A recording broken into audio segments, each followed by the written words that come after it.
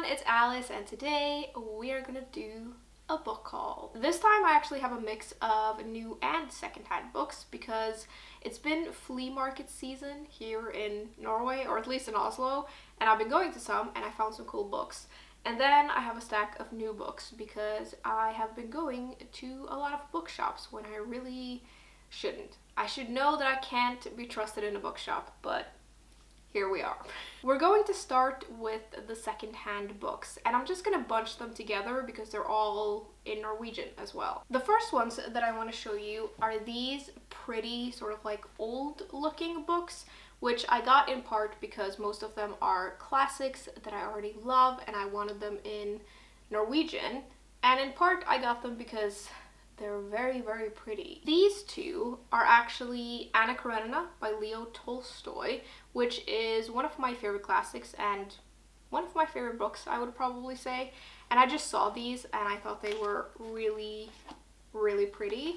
And I like that it's split into two because Anna Karenina is quite a long book and I just think they're so beautiful. They're also actually sort of like partly illustrated, like it has these illustrations throughout the book, which is a nice little touch, and it's in both of them, and I just think these are going to look really good on my shelves.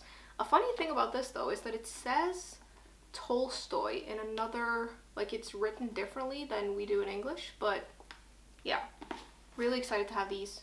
Very, very pretty. The next one I got is Jane Eyre by Charlotte Brontë, which I got because it's, again, one of my favorite classics, and I flipped through this and I noticed the illustrations, and I just think they're almost a little creepy.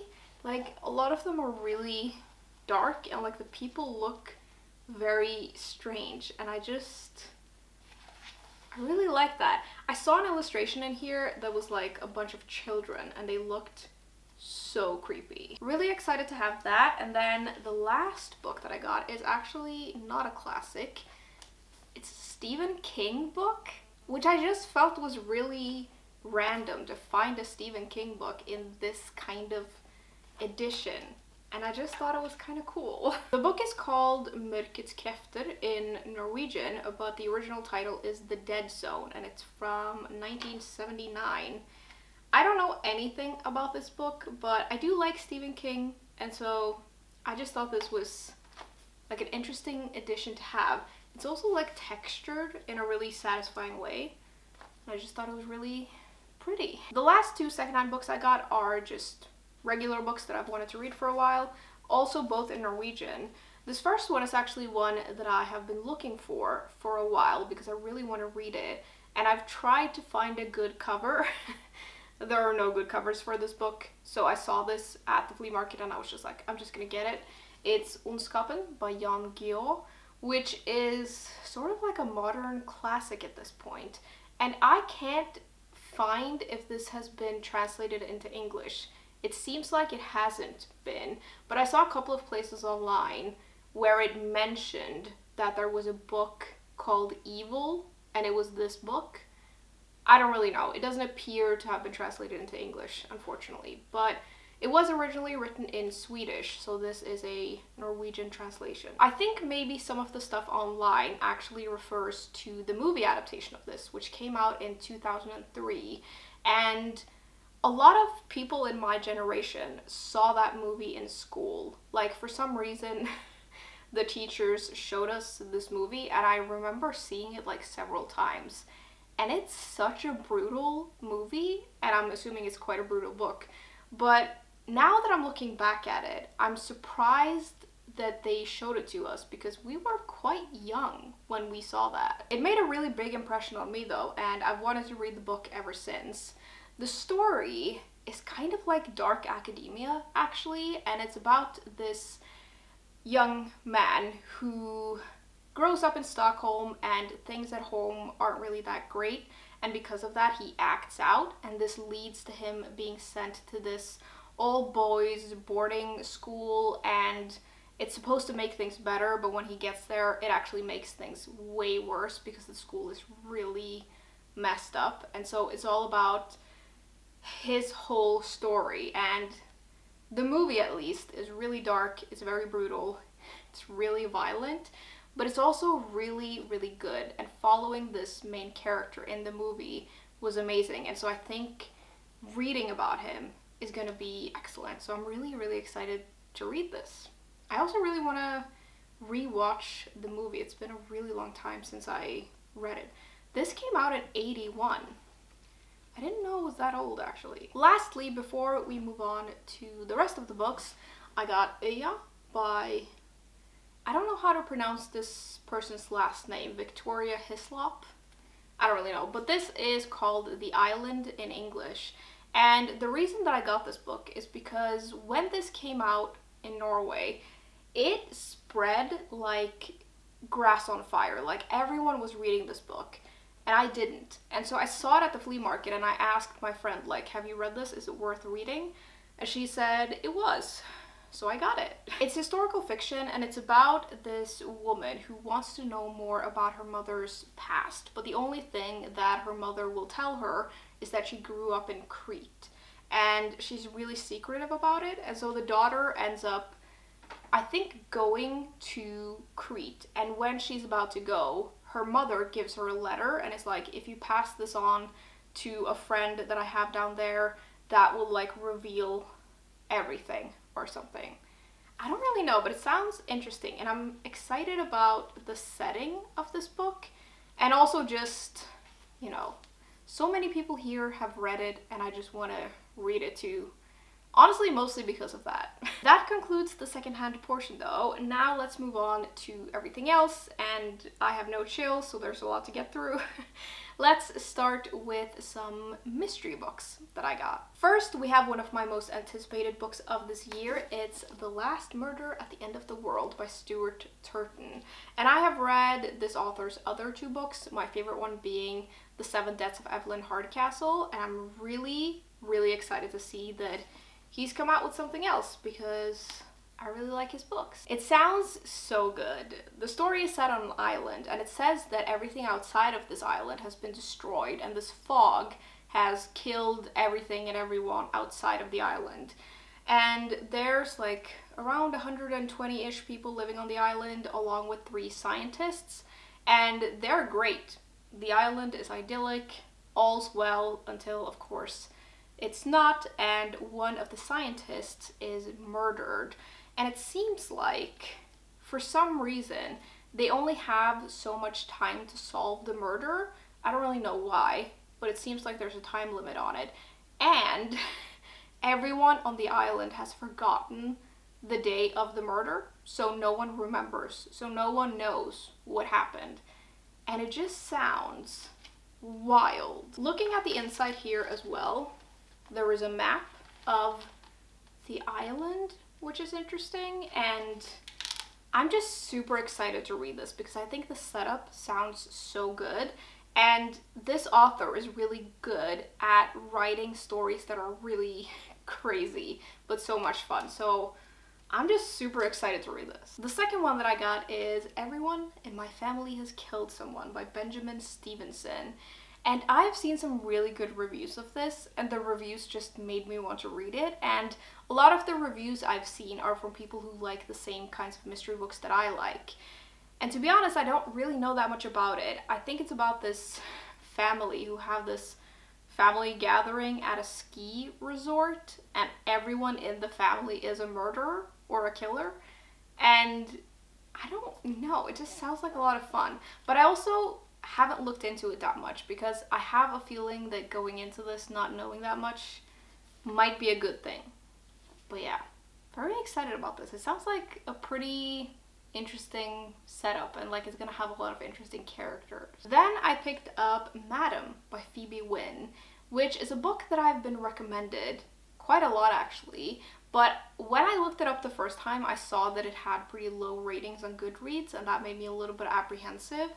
But I feel like I've been recommended it so much now that I just want to give it a go, and it does sound very intriguing, and it seems to have some like dark academia vibes, and you all know how much I love that. It's set at a boarding school for girls in Scotland, and the main character that we're following is a teacher who starts working there, and she's the first new hire for like a decade, and the school seems to be very prestigious and a little bit mysterious.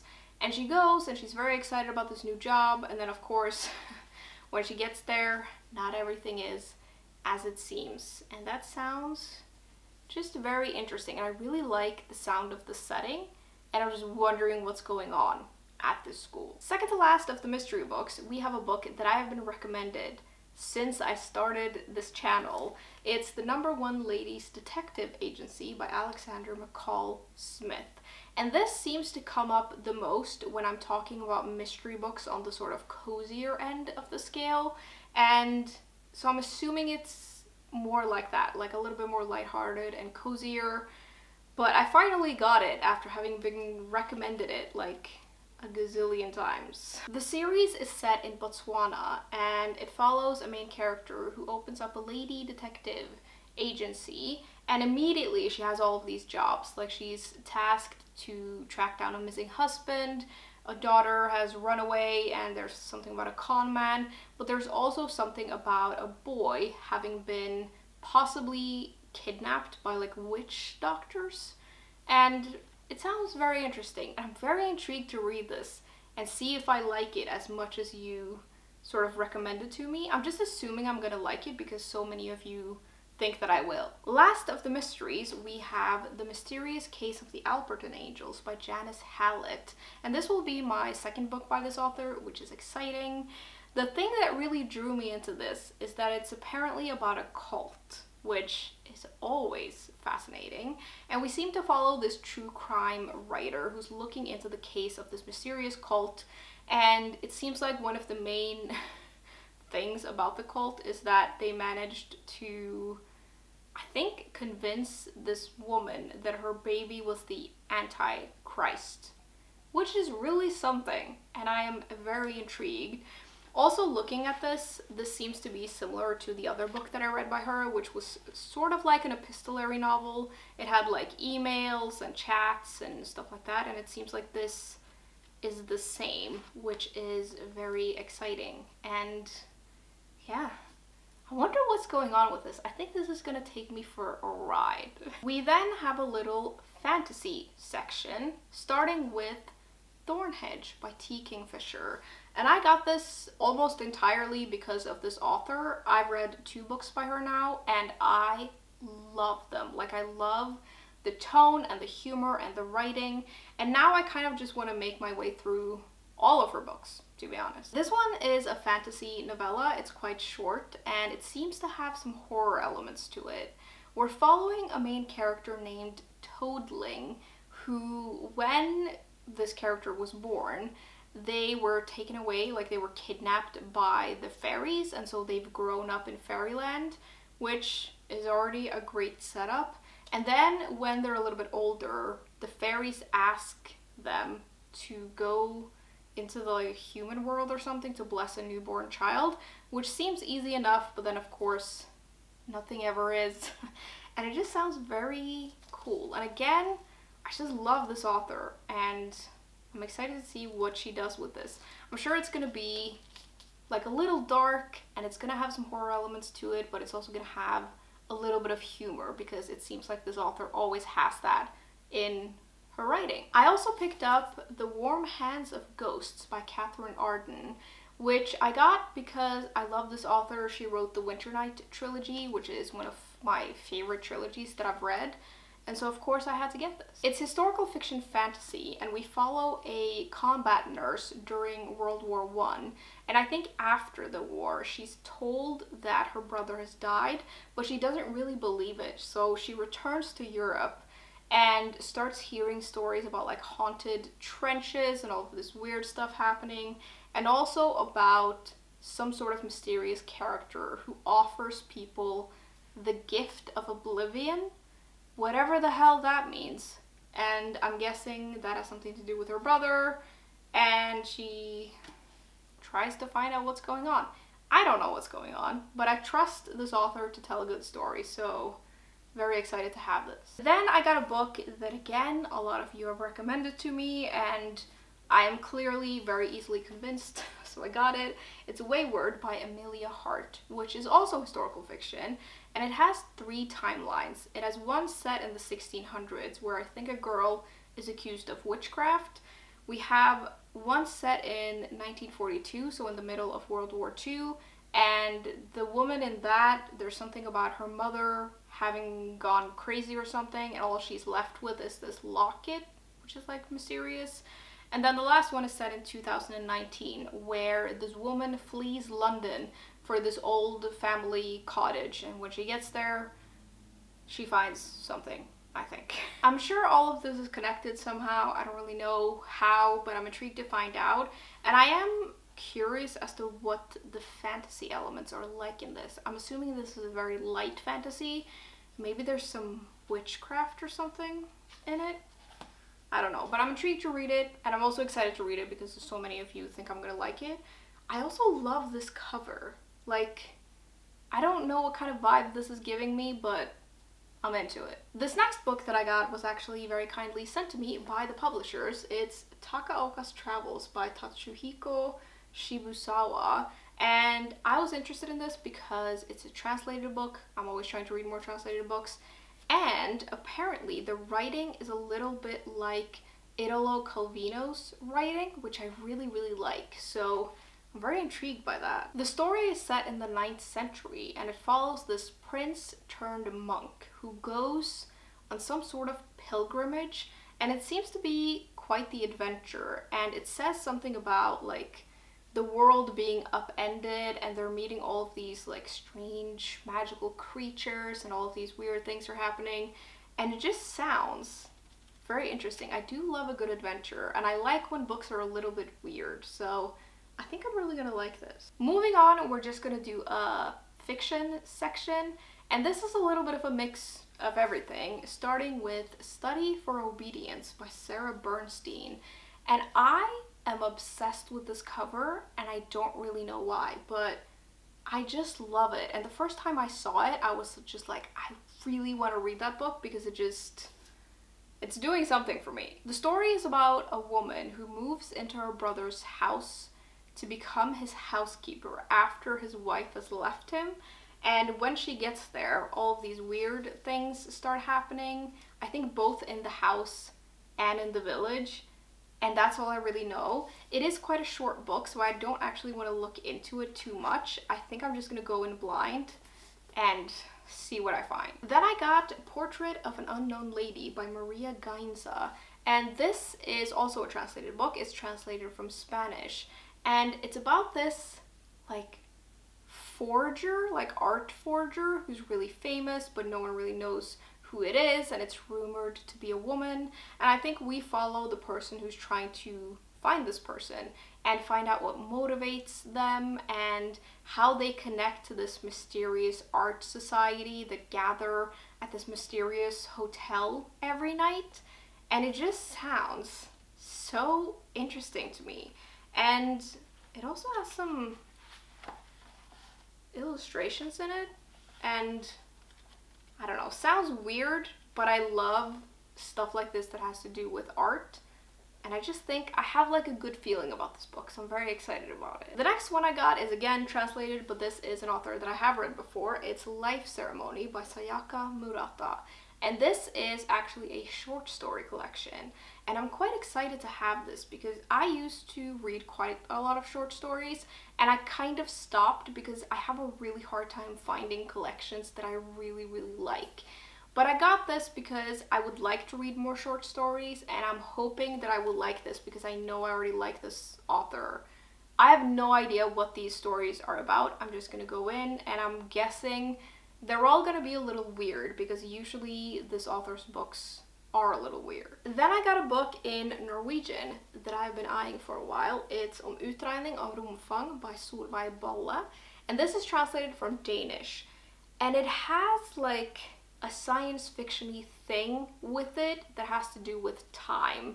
Like, it has something to do with time travel or something weird with time, but I think that's the only thing that makes it science fiction-y. It follows a woman who goes on a short trip, and when she's on this trip, time just seems to break for some reason. I don't really know, but time breaks and she ends up like reliving the same day over and over. and she eventually goes home to her husband, who seems to not be stuck in the same thing somehow, and she has to keep like explaining to him what's going on as they keep reliving the same day, and they start to adjust, but then weird things start happening because the fact that time is stuck seems to be having a lot of consequences for the rest of the world. I do love a good book with a weird time element to it, so I'm excited about that, and I've just seen this book a lot and I've heard a lot about it, so I'm excited to delve in and see how it is. It is the first book in a series, which I think is going to be 7 books long, but these books aren't that long, so I feel like that's okay, and the font is pretty big, so I think it's going to be quite a quick read. Not all of the books are out yet, but a good portion of them, I think. I don't think this has been translated into English yet, unfortunately, but it has been translated into some other European languages, so you might be able to find it if you read another language. Lastly, before we move on to the final section, we have Until August by Gabriel Garcia Marquez, which says right here it's the lost novel, and obviously this is a very prolific author, he's very famous, and he's written loads of books. I've only read one, but I really liked it, and I would like to read more. And so when I saw this and saw that it was quite short, I just got it. It follows a woman who is happily married and has been for 27 years, and she has no reason to want to escape her life. Like, there's nothing wrong. She loves her husband, she loves her family, and yet every year she travels to this island where her mother is buried. And when she's there, she takes a lover for one night every year. And that just sounds really intriguing to me. Like, I wonder who this woman is. Like, what is she doing? I will have to try to read this in August, because whenever a book has like a month in the title, it just feels weird to not read it in that month for me. I don't really know why, but someone please remind me about this in August, because I'm sure I'm gonna forget and then I have to wait another year. But I mean, I don't have to, but I don't know. I feel like this needs to be an August read. Lastly, we have 3 books which are all nonfiction, starting with Wedding Toasts I'll Never Give by Ada Calhoun. And this is a book that I have had my eye on for a while. It's an essay collection, and I feel like the title sums it up pretty well. And I don't know, I've heard some people talk about this and it just sounds really interesting, and I just wanted to read it, so I got it. I also got this little book. This is Notes on Grief by Chimamanda Ngozi Adichie, and I have read, I think, everything else by this author, or at least most of it, and I love her writing, and I finally just found this in a bookshop, so I decided to pick it up. I also am just very excited to read this because I really like books about grief, and I just think it's a very interesting topic because people experience it so differently, and I'm excited to see what this author has to say about it. And yeah, it's been a long time since I've read anything by Adichie, so that's gonna be exciting. Maybe using the word exciting for a book about grief is not it, but I am excited. Lastly, I picked up The Salt Path by Rainer Wynne, and this is a memoir, and it sounds so harrowing, but really interesting. It's about the author who, a couple of days after finding out that her husband is terminally ill, for some reason they lose their house and their livelihood and just everything, and they don't have anything. And so they decide to go on this, like, walk this path, like sea path, that is like 630 miles long or something, and it's about their journey on that path. It just sounds so interesting to me, and I am trying to read more memoirs, and this sounds like a really, really good one, but I also feel like it's gonna be so sad. But yeah, very interested to read this. Alright, those were all the books that I had to show you. Lots of exciting books, and I'm looking forward to getting to them whenever I get to them. I'd love to know if any of you have picked up any exciting new books lately, or if you've read any of the ones that I mentioned. I'd love to hear what you thought. And yeah, as always, thank you very much for hanging out with me today, and I will see you soon. Bye!